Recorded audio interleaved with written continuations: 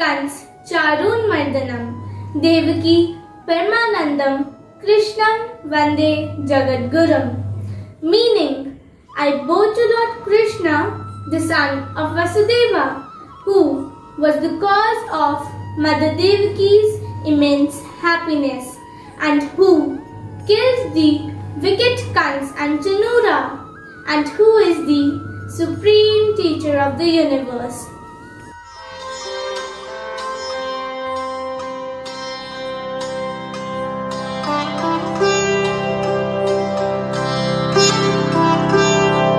India is a diverse country with many festivals that are celebrated throughout the year.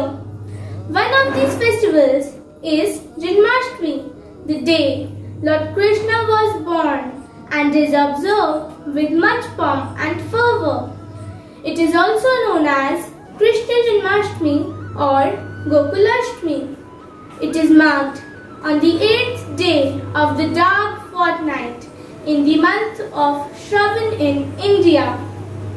According to Hindu mythology, Krishna, the human incarnation of Lord Vishnu, was born on this day to destroy Mathura's demon king Kans, the brother of Krishna's virtuous mother Devaki. He was Devaki and Vasudeva's son. Then Krishna was born.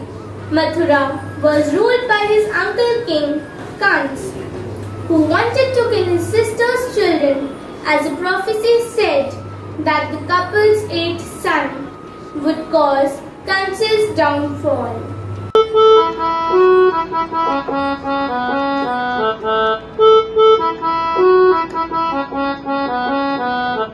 आनंद उमंग भयो जय हो नंदलाल की, नंद के आनंद भयो जय कन्हैया लाल की, ब्रज में आनंद भयो जय यशोदा लाल की, नंद के आनंद भयो जय कन्हैया लाल की, आनंद उमंग भयो जय कन्हैया लाल की, नंद के आनंद भयो जय कन्हैया लाल की, जय हो नंदलाल की, जय यशोदा लाल की, हाथी घोड़ा पाल की, जय कन्हैया लाल की, जय हो नंदलाल की, जय यशोदा लाल की, हाथी घोड़ा पाल की, जय कन्हैया लाल की.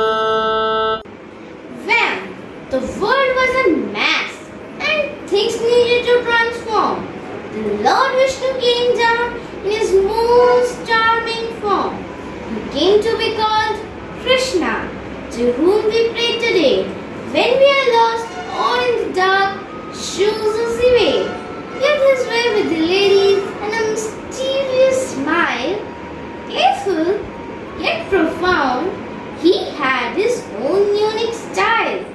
Now let us get to the bit where the story begins and tell you about King Kans and the worst of his sins. Kans stood for all things, evil, wicked and bad. Undoubtedly the worst king Mathura ever had. On his sister Devaki's wedding, the sky made a threat. He was told that his 8th son would be the cause of his death. Vasudeva and Devaki were scared for their unborn son, but Kans ordered for their capture. It was too late to run. He imprisoned the couple, fearful of his fate. He killed all their children until number 8. Devaki was devastated. She couldn't bear to lose another. She had given birth to 7 children, but still she wasn't a mother. Kans और वासुदेव गहरे मित्र थे. एक दिन कंस ने वासुदेव को बुलाया और कहा, मैं अपनी मित्रता को रिश्तेदारी में बदलना चाहता हूँ वासुदेव. मैं समझा नहीं मित्र. मैं अपनी प्रिय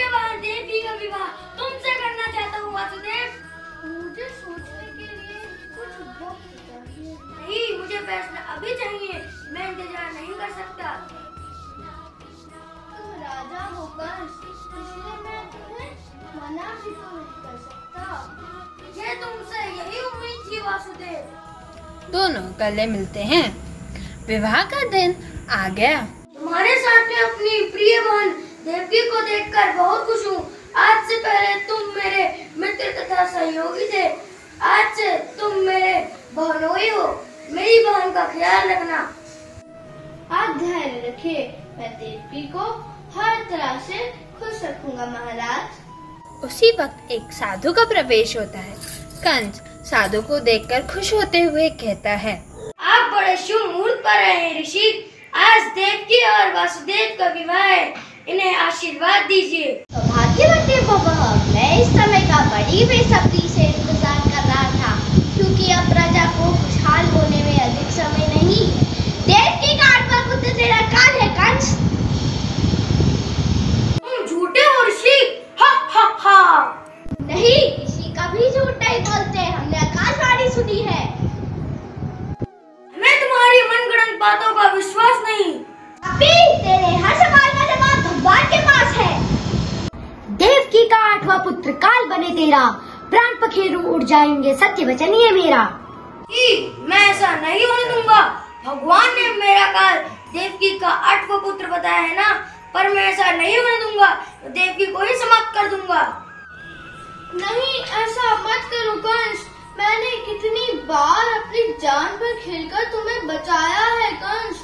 कम से कम अपनी मित्रता का तो ख्याल करो। देवकी को मत मारो कंस, देवकी को मत मारो। नहीं, ऐसा संभव नहीं। आपका बैर तो हमारी 8वें पुत्र से है ना, तो देवकी को सजा क्यों देते हो? परंतु मैं यह कैसे मान लूं कि तुम अपना 8वां पुत्र मुझे सौंप दोगे? तुम हमें अपना बंदी बना सकते हो कंस। हम तुम्हें अपना 8वां पुत्र सौंप देंगे। यह ठीक है, मैं तुम्हारे 8वें पुत्र का वध कर दूंगा। इन दोनों को कारागार में डाल दो। द्वारपाल दोनों को कारागार में डाल देते हैं। इस प्रकार कंस ने देवकी के 7 पुत्रों का वध कर दिया। इसके बाद कृष्ण का जन्म होता है। कारागार के द्वार खुल जाते हैं, वासुदेव की बेड़ियां खुल जाती हैं। द्वारपालों को गहरी नींद आ जाती है। वासुदेव कृष्ण को लेकर गोकुल की ओर चल पड़ते हैं। The day before Lord Krishna was to be born, Lord Vishnu came to her and said she wouldn't have to be born. He said, "Fear not, dear Devaki, you will give birth to a god. He comes with a plan and a turquoise newborn." Then they realized the river would be hard to cross. Even the snake couldn't help. They were at a loss. For a moment, it seemed Vasudev was going to be drowned, but infant Krishna knew how to calm the river down. With every step they took, the water rose and rose until the mighty river touched baby Krishna's toes. After getting his blessings, Yamuna changed her shape. She parted down the middle and helped them escape. The two went to Gokul. To Nand, Vasudev's friend, they planned to swap babies so Krishna's life would not end. But all through, it wasn't fair. They all understood some things have to be done for the world's greater good. Vasudev Gokul पहुंचकर कृष्ण को नंद राय के घर छोड़ देते हैं और उनकी पुत्री को उठा लाते हैं। हाँ वासुदेव, मैं तुम्हारा इंतजार कर रहा था। नहीं बता सकता मित्र कि तुम मुझ पर कितना बड़ा एहसान कर रहे हो। यहाँ कोई एहसान नहीं वासुदेव, मुझे इस चमत्कारी बालक का बाबा के लाने का सौभाग्य प्राप्त होगा। हाँ, आकाशवाणी हुई है कि यह बालक उस पापी का अंत करेगा, असहाय लोगों का सहारा बनेगा, निर्बल और कमजोर लोगों की शक्ति बनेगा। ऐसे चमत्कारी बालक को मेरा प्रणाम। मुझे तो गर्व है इस पालनहार का पालन करने का। सबसे पुत्र मिला है, लाओ इसे मुझे दे दो। अब मुझे आज्ञा दीजिए। लो वासुदेव, तुम यहाँ से खाली हाथ नहीं जा सकते। यह मेरी पुत्री है, इसे ले जाओ। नहीं नंदराय जी, मैं अपने पुत्र की रक्षा के लिए आपके पुत्र को मौत के मुंह में कैसे डाल सकता हूँ? ऋषिधर बच्ची की जन्म से ही बेहोश तो अभी तक पता ही नहीं है किसका पुत्र हुआ या पुत्री। अब तुम्हें शीघ्र लौट जाना चाहिए वासुदेव, ताकि कंस को तुम्हारे ऊपर कोई शक ना हो। वासुदेव कन्या को लेकर लौट जाते हैं और जैसे ही वह कन्या रोने लगती है, सारे द्वारपाल जाग जाते हैं और कंस को सूचना देते हैं। महाराज की जय हो। महाराज, देवकी ने पुत्री को जन्म दिया है। क्या देवकी ने पुत्री को जन्मा है? हा हा हा। देखा, कंस के भय से विधाता ने अपना फैसला बदल दिया है। उसने पुत्र के स्थान पर पुत्री को भेज दिया है। जाओ, उस साधु को पकड़ कर लाओ जिसने यह कहा था कि देवकी का 8वां पुत्र मेरा काल है। जो आज्ञा महाराज। अब बोल ऋषि, कहाँ है तेरी आकाशवाणी? कहाँ है ब्रह्मा की लेख? देवकी ने एक पुत्री को जन्म दिया है। देवकी का 8वां पुत्र जन्म ले चुका है मूर्ख।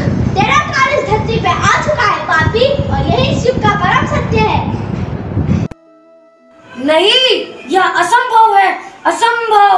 मैं कभी ऐसा नहीं होने दूंगा। कंस सीधे कारागार पहुंच जाता है और जैसे ही वो कन्या को पटकने लगता है, वो कन्या हाथ से छूट जाती और कहती, मैं वो नहीं जिसे तू मारना चाहता है। तुझे मारने वाला तो गोकुल पहुंच चुका है। उधर गोकुल में जन्म उत्सव मनाया जा रहा है।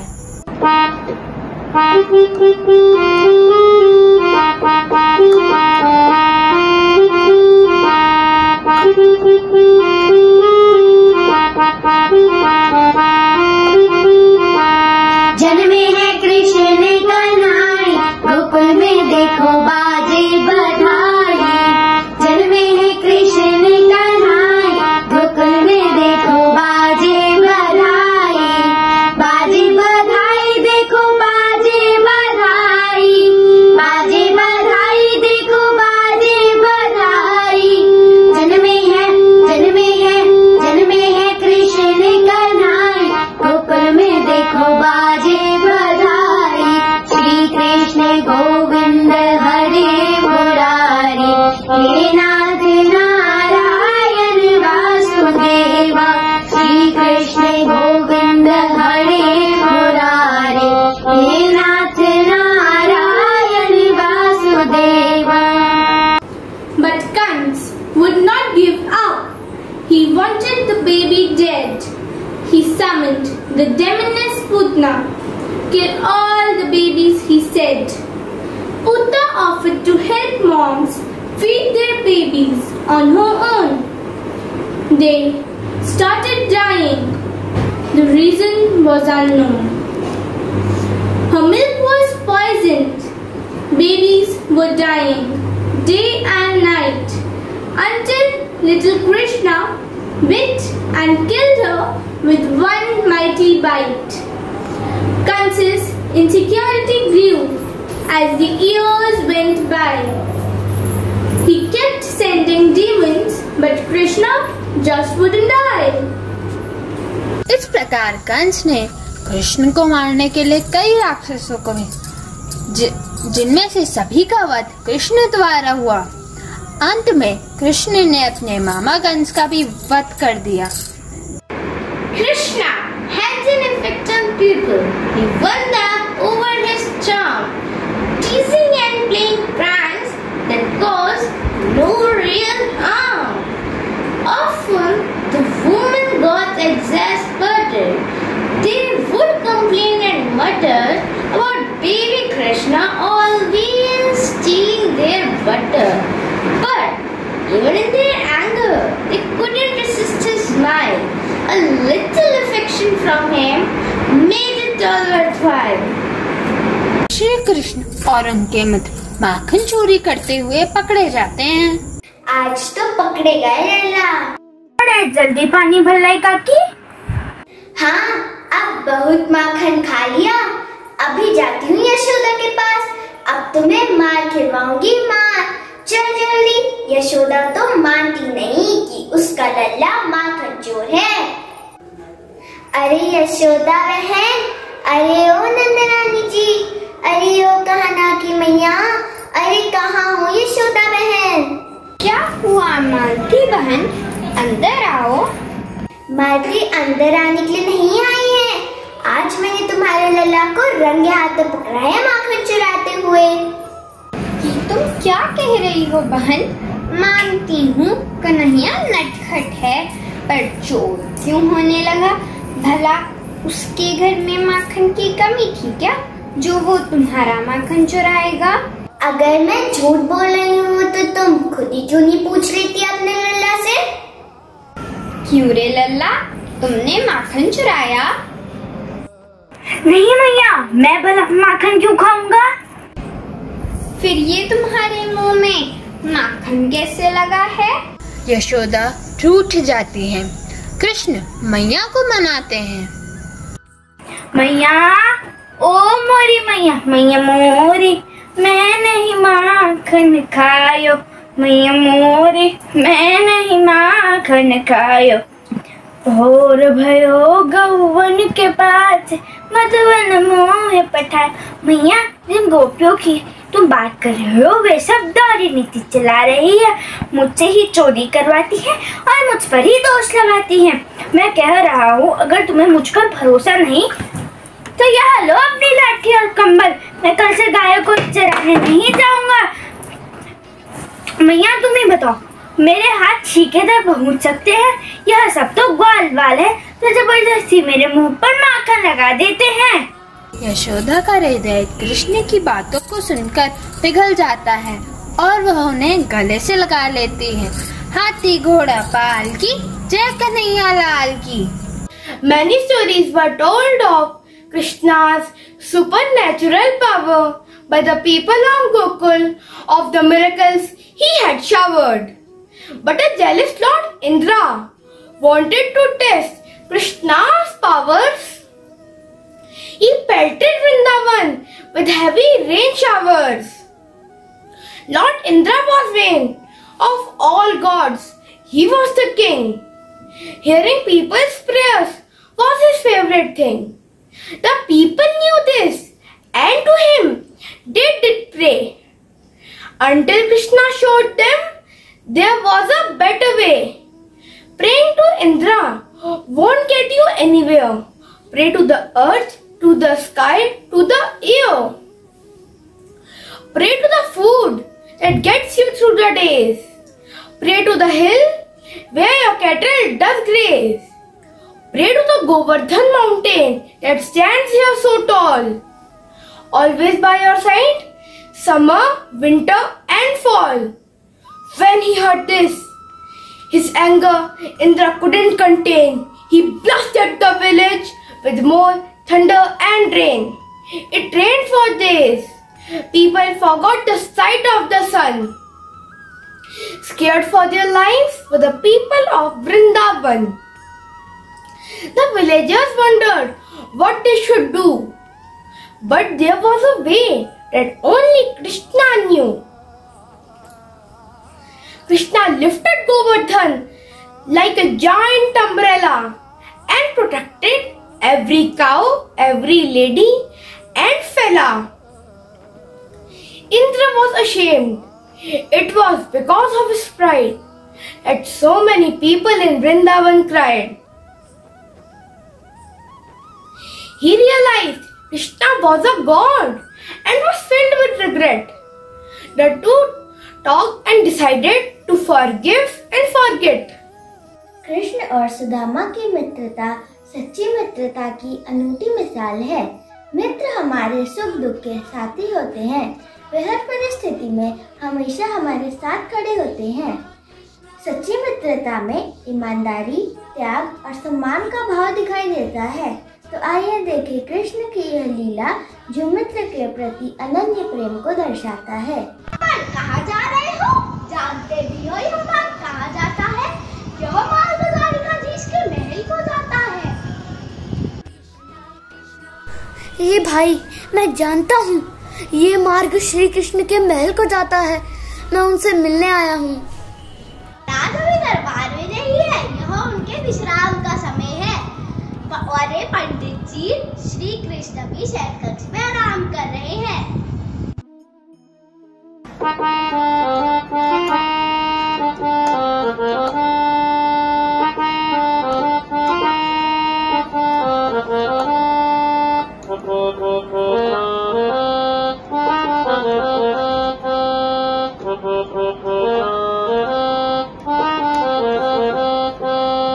अरे द्वारपालों, कन्हैया से कह दो, अरे द्वारपालों, उस कन्हैया से कह दो कि घर पे सुदामा गरीब आ गया है, कि दर पे सुदामा गरीब आ गया है। भटकते भटकते न जाने कहाँ से, भटकते भटकते न जाने कहाँ से, तुम्हारे महल के करीब आ गया है, तुम्हारे महल के करीब आ गया है। भाई द्वारपाल, मुझ पर दया करो। बस तुम कन्हैया को इतना बता दो कि उनका बाल सखा सुदामा उनसे मिलने आया है। मेरे इस फटे हाल पर मत जाओ भाई, बस तुम मेरा संदेश उस कृष्ण को दे दो, उस कृष्ण को दे दो। हा हा हा, क्यों मजाक कर रहे हो पंडित जी? तुम ठहरे गरीब फटेहाल ब्राह्मण, तुम्हारे रंग ढंग से गरीबी एवं बदहाली झलक रही है। कहा महाराज श्री कृष्ण। क्षमा करना पंडित जी, हमें अपने प्राणों से हाथ नहीं धोने हैं जो तुम्हारा संदेश द्वारिकाधीश तक पहुँचाए। तो ठीक है भाई, मेरी भी बात सुन लो। जब तक तुम मेरी बात द्वारकाधीश तक नहीं पहुंचाओगे, मैं यहीं बैठे रहूंगा, चाहे मेरे प्राण ही क्यों न निकल जाए। दो द्वारपाल आपस में बात करने लगते हैं। देखो तो जरा कितना हठी ब्राह्मण है, सुबह से शाम को देखो आई है, लेकिन यह तो यहाँ से हिले का नाम ही नहीं ले रहा। अरे भाई, सही कहते हो। देखो तो इसका शरीर भी कितना कांप रहा है। भगवान ना करे कि अगर इसने यही प्राण त्याग दे तो, और अगर ये द्वारकाधीश का मित्र निकला तो क्या होगा? हाँ भैया, इससे तो अच्छा है कि इसका संदेश द्वारकाधीश तक पहुँचा दे। महाराज, ठीक है मैं जाता हूँ, महाराज को बता दो तुम, नहीं तो ब्राह्मण हत्या का पाप हमें ना लग जाए। कृष्ण के महल का दृश्य। कृष्ण रुक्मिणी के साथ सिंहासन में विराजमान है। आज भी लीलाधारी के चेहरे पर मुस्कान। लगता है आज फिर कोई लीला रचने वाले हैं। की जय हो। कहो द्वारपाल, किस उद्देश्य से आए? क्षमा करना महाराज, मामला ही कुछ ऐसा है। द्वार पर एक गरीब ब्राह्मण आया है जो स्वयं को आपका मित्र बताता है और अपना नाम सुदामा बता रहा है। सुदामा, मेरा बाल सखा सुदामा, मेरा मित्र सुदामा, मेरा बचपन का यार सुदामा। सुनते ही दौड़े चले आए मोहन, लगाया गले से सुदामा को मोहन, लगाया गले से सुदामा को मोहन। और सुनते ही दौड़े चले आए मोहन, लगाया गले से सुदामा को मोहन, लगाया गले से सुदामा को मोहन। रुक्मिणी को बहुत ही अचंभा, रुक्मिणी को बहुत ही अचंभा, ये मेहमान कैसा अजीब आ गया है, ये मेहमान कैसा अजीब आ गया है। आओ सुदामा आओ, चले आओ, इस महल को अपना ही समझो। बाल सखा शर्माना कैसा, चले आओ। रुक्मिणी, रुक्मिणी, मेरे मित्र के स्वागत की तैयारी करो, घबराओ मत। सुदामा, सिंहासन पर बैठो। नहीं नहीं, मैं आपके सिंहासन पर कभी नहीं बैठ सकता हूँ। ये पाप मुझसे ना होगा। हे द्वारकाधीश, मैं निर्धन, बदनसीब, तुच्छ ब्राह्मण, आपके चरणों पे स्थान पा सकूं तो मेरा सौभाग्य होगा। सुदामा, मुझे महाराज कहकर प्रताड़ित न करो। मैं पूरे संसार के लिए द्वारकाधीश हूँ, पर तुम्हारे लिए मैं सिर्फ तुम्हारा बाल सखा हूँ। मुझे बचपन की तरह कृष्णा, कन्हैया या मोहन कह के पुकारो। मोहन, मोहन। श्याम ने धुलाए चरण आंसुओं से, श्याम ने धुलाए बराबर में अपने सुदामा बैठाए। चरण आंसुओं से श्याम ने धुलाए, चरण आंसुओं से श्याम ने धुलाए। न घबराओ प्यारे जरा तुम सुदामा, न घबराओ प्यारे जरा तुम सुदामा। खुशी का समा तेरे करीब आ गया है, खुशी का समा तेरे करीब आ गया है।